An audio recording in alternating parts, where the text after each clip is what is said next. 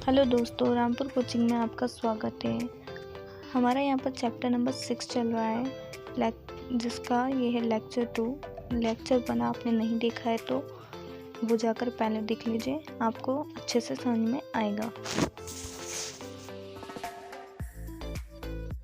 अब देखते हैं पादप ऊतक क्या होता है। पादप ऊतक यानी प्लांट टिश्यूज। वे ऊतक जो पेड़ पौधों में पाए जाते हैं पादप ऊतक कहलाते हैं। जो ऊतक पेड़ पौधों में हमें देखने को मिलते हैं उन्हें क्या बोलते हैं हम? पादप ऊतक कहते हैं। अब देखते हैं पादप ऊतक के प्रकार। पादप ऊतक के प्रकार। ऊतकों के कोशिकाओं की विभाजन क्षमता के आधार पर पादप ऊतक 2 प्रकार के होते हैं। जो हमारी कोशिकाएं विभाजित होती हैं, यानी बीच में से टूटकर एक कोशिका से 2 कोशिका बनती हैं, 2 से 4, तो ये क्या हो रहा है? विभाजन, कोशिका का विभाजन। तो इसके बेस पर हमने पादप ऊतकों को 2 भागों में बांटा है। पहला है हमारा विभज्योतिकी ऊतक और दूसरा है हमारा स्थायी ऊतक। विभज्योतिकी ऊतक यानी मेरिस्टेमेटिक टिश्यूज और स्थायी ऊतक यानी परमानेंट टिश्यूज।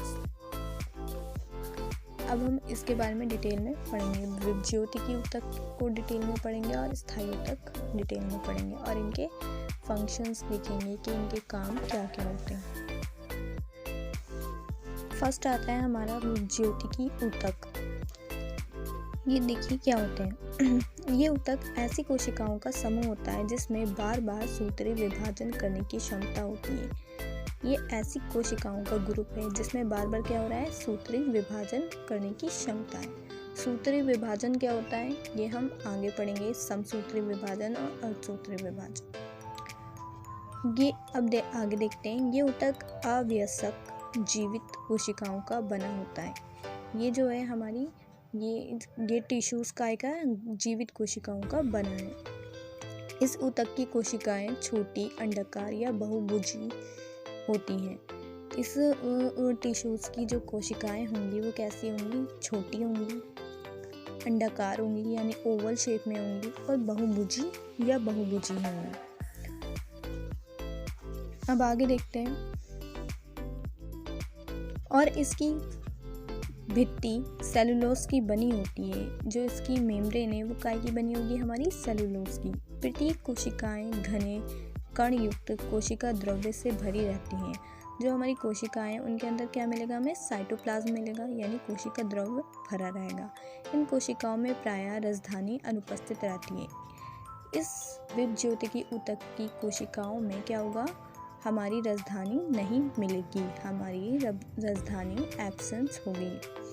इसमें एक बड़ा केंद्रक होता है। इनकी कोशिकाओं के अंदर क्या होगा? एक बहुत बड़ा सा केंद्रक होगा तथा कोशिकाओं के बीच अंतरकोशिकीय स्थान नहीं पाया जाता। इन कोशिकाओं के बीच इंटरसेलुलर स्पेस नहीं पाया जाता।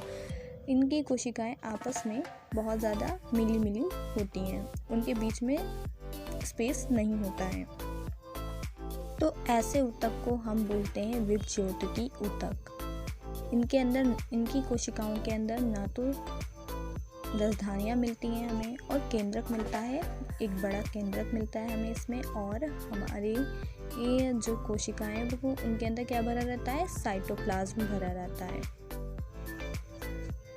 तो ये था हमारा विभज्योतिकी ऊतक। अब आगे देखते हैं विभज्योतिकी ऊतक के प्रकार।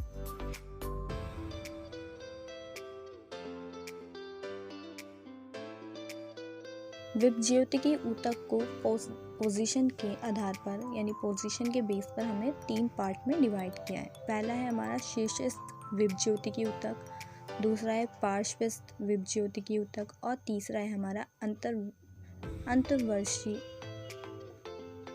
अंतर्वेशी विभज्योतिकी ऊतक। अब हम इसको डिटेल में एक एक को समझेंगे। फर्स्ट आता है हमारा शीर्षस्थ विभज्योतिकी ऊतक। देखते हैं ये क्या, इनका क्या क्या काम है और क्या रोल है इनका। ये ऊतक जड़ एवं तने के शीर्ष भाग में उपस्थित होता है। ये ऊतक कहाँ मिलेगा हमें? जड़ और तने के शीर्ष भाग में, तथा लंबाई में वृद्धि करता है। इसका काम क्या है? लंबाई में वृद्धि करना, यानी लंबाई को बढ़ाना। ये ऊतक प्राथमिक विभज्योतिकी से बनता है। ये किससे मिलकर बना है हमारा? प्राथमिक विभज्योतिकी से। इससे कोशिकाएं विभाजित एवं विभेदित होकर स्थायी ऊतक बनाते हैं। जब ये कोशिकाएं विभाजित होती हैं तब ये क्या बनाती हैं? स्थायी ऊतक बनाती हैं। इससे पौधों में प्राथमिक वृद्धि होती है। इससे क्या होगी? प्लांट के अंदर प्राइमरी ग्रोथ होगी। तो इसका काम क्या है? लंबाई में वृद्धि करना। और ये कहाँ मिलेंगे हमें? जड़ और तने के शेष भागों पर। ठीक है। और ये विभाजित होकर क्या बनाएंगे?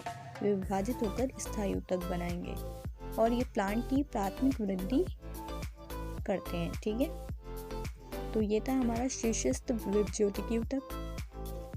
अब दूसरा देखते हैं। दूसरा है हमारा पार्श्वस्थ विभज्योतिकी ऊतक।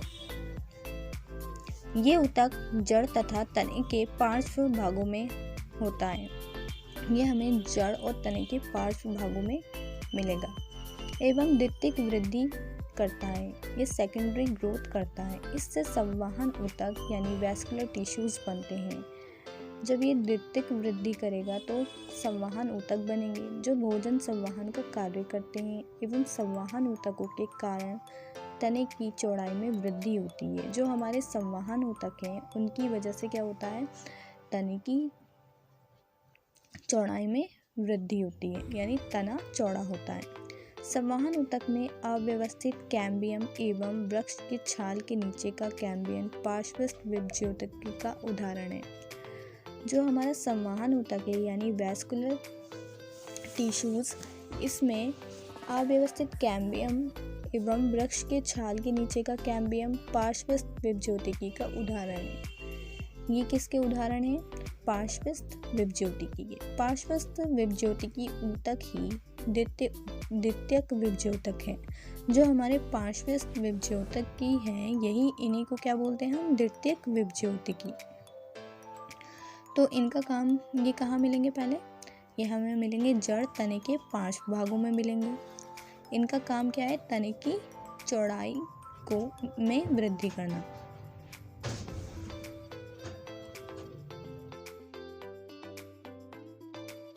थर्ड आता है हमारा अंतर्वर्षीय या अंतर्वृष्ट विभज्योतिकी ऊतक। ये ऊतक स्थायी ऊतक के बीच बीच में पाया जाता है। ये कहाँ मिलेगा हमें? स्थायी ऊतक के बीच बीच में। ये पत्तियों के आधार में या टहनी के पर्व के दोनों ओर पाए जाते हैं। ये हमारे पत्तियों के आधार में मिलेगा या टहनी के पर्व में के दोनों ओर पाए जाते हैं। ये वृद्धि करके स्थायी ऊतक में परिवर्तित हो जाते हैं यानी ये ग्रोथ करेंगे और ग्रोथ होने के बाद काय में चेंज हो जाएंगे? स्थायी ऊतक में चेंज हो जाएंगे। और ये मिलेंगे कहाँ पर? ये हमें स्थायी ऊतक के बीच बीच में मिलेंगे और पत्तियों के आधार और टहनी के पर्व के दोनों ओर पाए जाएंगे ये हमें। और ये वृद्धि करके स्थायी ऊतक में क्या होते हैं? चेंज हो जाते हैं। तो ऐसे ही टिश्यूज को या ऐसे ही ऊतक को हम अंतर्वर्षीय या अंतर्वृष्ट विभज्योतिकी ऊतक कहते हैं। आज का लेक्चर यहीं पर समाप्त होता है।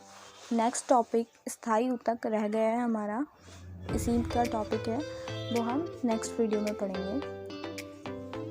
Thanks for watching video. Please subscribe my channel.